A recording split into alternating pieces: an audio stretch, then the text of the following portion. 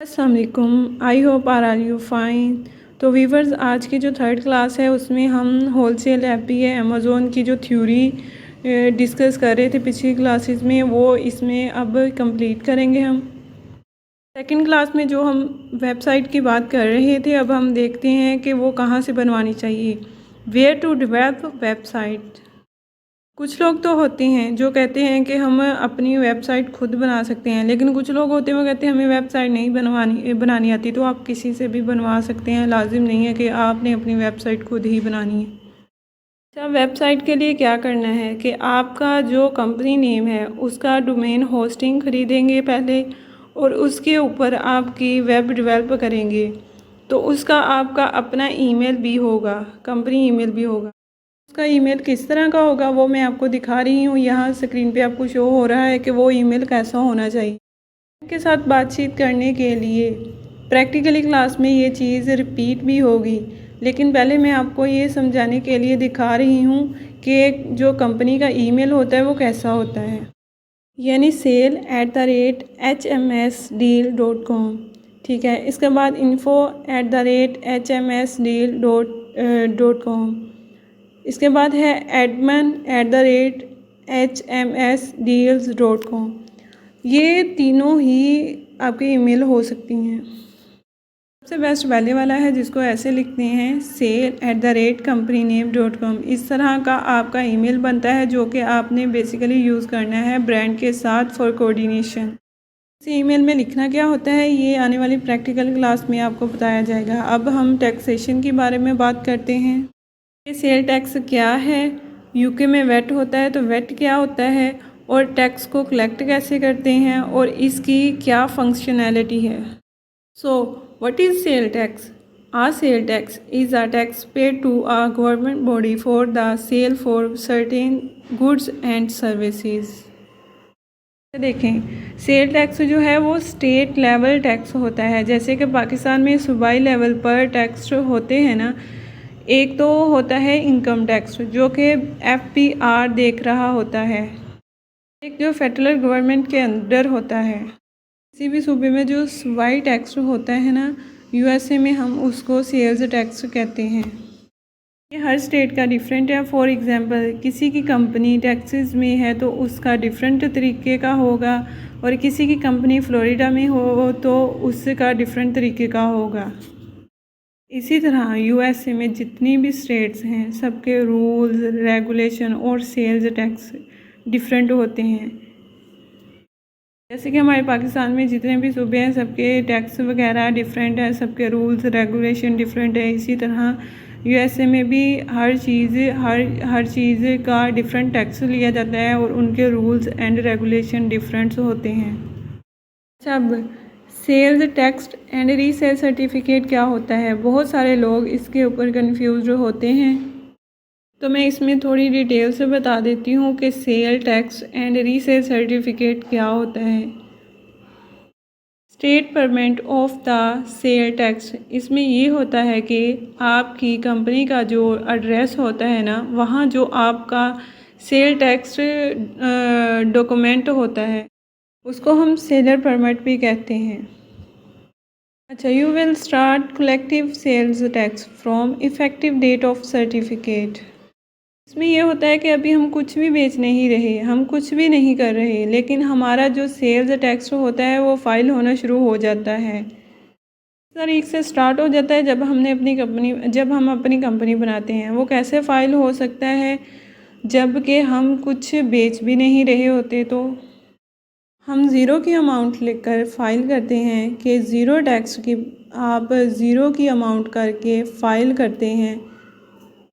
वही बात कि पाकिस्तान में 4 सूबे हैं तो हर सूबे के रूल्स रेगुलेशन मुख्तलिफ है। इसी तरह अमेरिका में भी जितनी स्टेट्स हैं हर स्टेट के टैक्स की डिपार्टमेंट मुख्तलिफ हैं, तो सब के रूल्स और रेगुलेशन भी मुख्तलिफ हैं। Next, resale certificate and tax assumption certificate. इसमें ये होता है कि हम सप्लायर को कहते हैं मुझे टैक्स असम्पशन चाहिए तो उसका मुझे सर्टिफिकेट दें।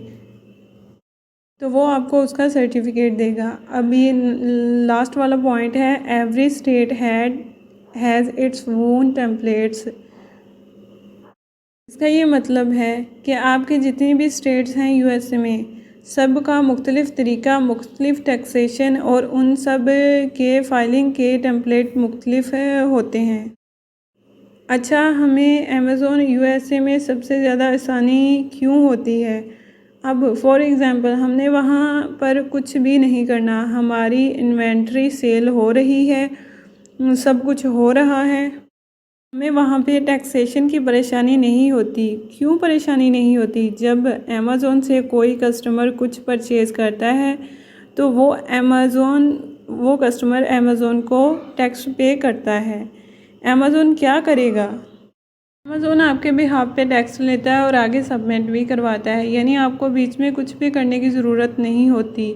अमेज़ोन आपके बिहाफ पर टैक्स ले भी रहा है और आगे सबमिट भी करवा रहा है। आपको बस इतना करना है कि 00 रिटर्न फाइल करना होता है। तो इस वजह से यूएस के अंदर बहुत इजी है ट्रांसैक्शन के हवाले से।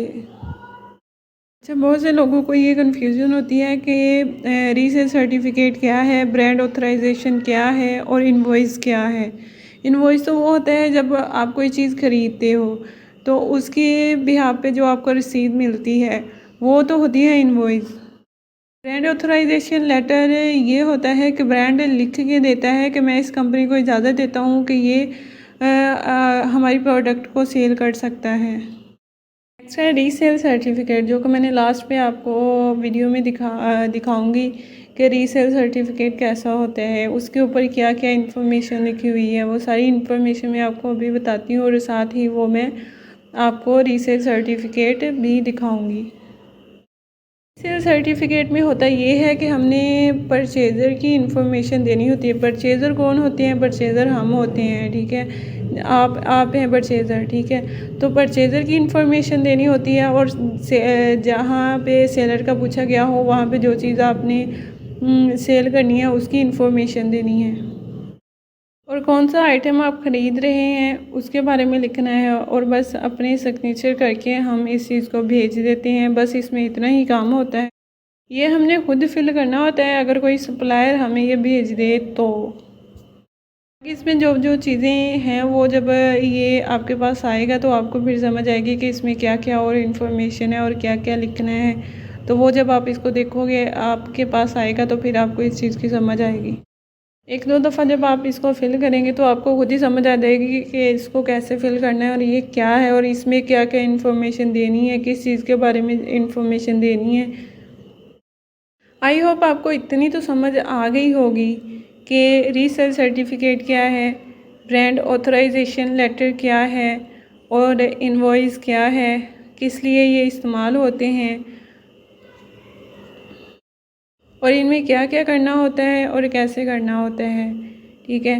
तो अब मैं आपको रीसेल सर्टिफिकेट दिखाती हूँ कि उसमें हमने क्या क्या लिखना होता है। वो तो अब आपको तभी पता चलेगा जब आपके पास भी आएगा, लेकिन मैं आपको दिखाती हूँ। ये रीसेल सर्टिफिकेट है, ठीक है। इसमें परचेज़र की इन्फॉर्मेशन होती है जो कि मैं पहले बता चुकी हूँ, और वो चीज़ जिसको आपने सेल करना होता है उसकी इन्फॉर्मेशन होती है। आई होप मेरी वीडियो आपको पसंद आई होगी। इसमें जो भी इन्फॉर्मेशन है वो आपको थोड़ी समझ आ गई होगी। तो फ्रेंड्स, हर दफ़ा की तरह अगर आपको कोई भी चीज़ ना समझ आई हो तो आप कमेंट करके मुझसे पूछ सकते हैं कि मुझे इस चीज़ की समझ नहीं आई, इसको कैसे करते हैं। Viewer must be like, share and subscribe. Okay, अपना ख्याल रखिएगा। अल्लाह हाफिज़।